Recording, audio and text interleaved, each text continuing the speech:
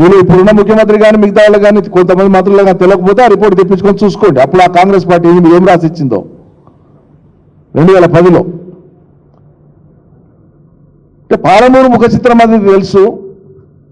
మనం మాట్లాడితే దక్షిణ తెలంగాణ మా దక్షిణ తెలంగాణ ప్రాజెక్టుల మీద కేసీఆర్ చిత్తశుద్ధి లేదని ఆనాడు మాట్లాడింది కదా. మరి మీరు చిత్తశుద్ధి లేకనే కేసీఆర్ సొంత నిధులతోన రాష్ట్ర ప్రభుత్వ నిధులతోన కాంగ్రెస్ తెలుగుదేశం లాంటి పార్టీలు అనేక రకాల కేసులు వేసి ఆటంకాలు కల్పిస్తే కూడా కేంద్రం నీటి వాటా తేల్చకపోయినా కూడా ధైర్యం చేసి సాహసం చేసి పాలమూరు రంగారెడ్డి ప్రాజెక్టును 2015 జూన్ 11వ తారీఖు నాడు శంకుస్థాపన చేసి పనులు మొదలు పెడితే 190 కేసులు వేసి ఆ ప్రాజెక్టు ముందలు పోకుండా ఎన్ని రకాల అవంతరాలు కల్పించిండ్రు. మరి వాటన్నింటినీ అధిగమించి చివరికి ట్రిబ్యునల్ కెనాల్స్ మీరు తవ్వడానికి వీలు లేదు, డిస్ట్రిబ్యూషన్ సిస్టమ్ మీరు చేయకండి అని చెప్పి మన మీద ఆంక్షలు పెట్టుగా డిస్ట్రిబ్యూషన్ సిస్టమ్ ఏ క్షణమైనా చేయొచ్చు. ముందు రిజర్వాయర్లను కంప్లీట్ చేసి పంప్ హౌస్లను కంప్లీట్ చేసి ఎలక్ట్రో మెకానికల్ వర్క్స్ అన్నింటినీ కంప్లీట్ చేసి పంపులు నడవడానికి అనువుగా ఒక ప్రాజెక్ట్ సిద్ధమైతే మిగతా పనులు చాలా సులువైన పనులు ఎప్పుడైనా చేసుకోవచ్చు. అట్లా అనుకొని వాటన్నింటినీ పూర్తి చేసినాం. మేజర్ కెనాల్స్ కర్వెన దాకా దాదాపు పూర్తి చేసుకొని కర్వెన నుంచి ముందుకు పోయేటువంటి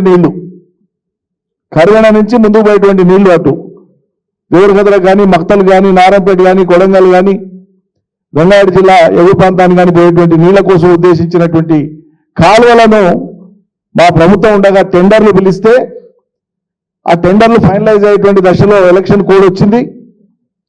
ఎలక్షన్ కోడ్ వచ్చిన తర్వాత ఎన్నికలు జరిగిన తర్వాత మేము పిలిచినటువంటి పనులు కొలంగల్కు నారాయణపేటకు మక్తల్కు దేవరగద్రకు మహబూబ్నగర్కు షాద్నగర్కు కలకుర్తి కొంత భాగానికి నీళ్లు తలపెట్టినటువంటి కాలువల్ని అటు ఉద్దండాపూర్ నుంచి కానీ అటు కర్వేడ నుంచి కానీ కెనాల్ సిస్టమ్ కోసం అయితే మేము పనులు ఎస్టిమేట్ చేసి టెండర్లు పిలిచినామో వాటన్నింటినీ ఈ రేవంత్ సర్కార్ వచ్చిన తర్వాత క్యాన్సిల్ చేసింది.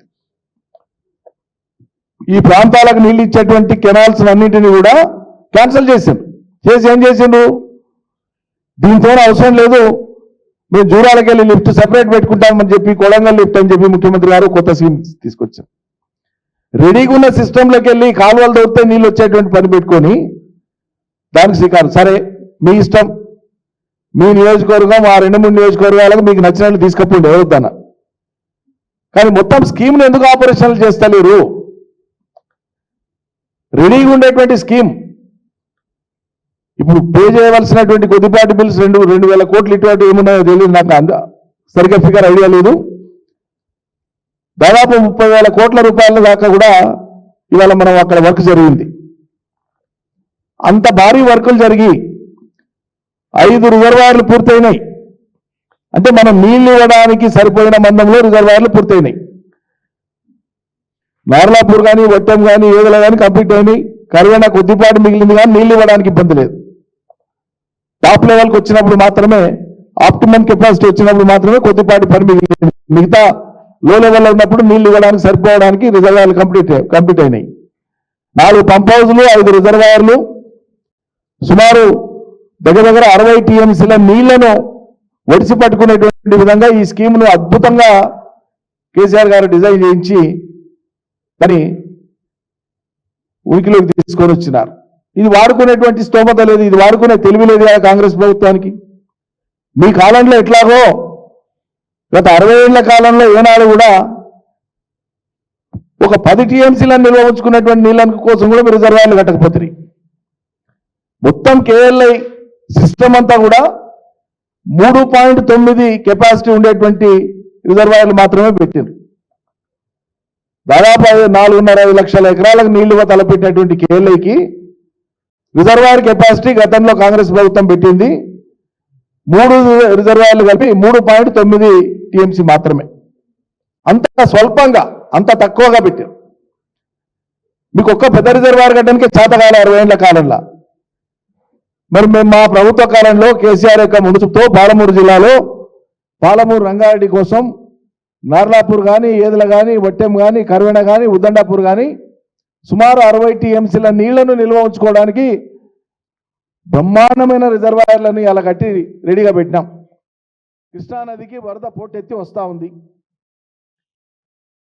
జూరాల చాలా చిన్నది, 6.5 టీఎంసీల నిల్వ సామర్థ్యం మాత్రమే జూరాల. శ్రీశైలం 215 ఎప్పుడో నిండిపోయింది. నాగార్జున సాగర్ నిండిపోయింది. నిండడమే కాదు, రోజు సగటున 4-5 లక్షల క్యూసెక్ల నీళ్లు కిందికి పోతా ఉన్నాయి. అరే ఇన్ని లక్షల క్యూసెక్ల నీళ్లు కిందికి పోతా ఉంటే నింపుకోవడానికి రెడీగా రిజర్వాయర్లు ఉంటే మీకు ఒట్టెం తర్వాత ఒకవేళ కరువెన దాకా తీసుకుపోవడానికి, ఉద్దండాపూర్ తీసుకుపోవడానికి సిస్టమ్ రెడీగా లేకున్నా ఒట్టెం దాకా నీళ్లు తీసుకురావడానికి అవకాశం ఉంది. నేను బాజాబ్తా చెప్తున్నాను, అథారిటేటివ్గా చెప్తున్నాను. ఈ రాష్ట్ర ప్రభుత్వాన్ని కానీ, నీటిపారుదల శాఖను కానీ, ఆ శాఖ ఇంజనీర్లను కానీ ఖండించమనని దమ్ముంటే. అసలైన తొలి వెలుగు. ఫాలో వాట్సాప్ @తొలి వెలుగు అఫీషియల్.